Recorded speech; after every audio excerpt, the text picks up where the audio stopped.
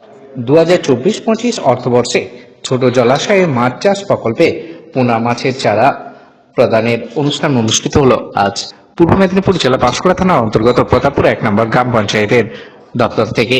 উপস্থিত ছিলেন বিশিষ্ট প্রাণী সম্পদ বিকাশের আধিকারিক পুষ্পেন্দুবাবু, উপস্থিত ছিলেন পাঁশকুড়া পঞ্চায়েত সমিতির কর্মাধ্যক্ষ প্রাণী ও মৎস্য দপ্তরের অপর্ণা রায় সহ অরূপ মাইতিবাবু, সঙ্গে প্রতাপপুর 1 নম্বর গ্রাম পঞ্চায়েতের সদস্য সৌরবৃত্তি চ্যাটার্জি,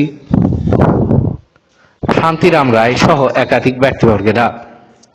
এই অঞ্চলে বন্যায় ক্ষতিগ্রস্ত হয়ে যাওয়া মৎস্য চাষীদের ছোট মাছের চারা প্রদান করা হলো।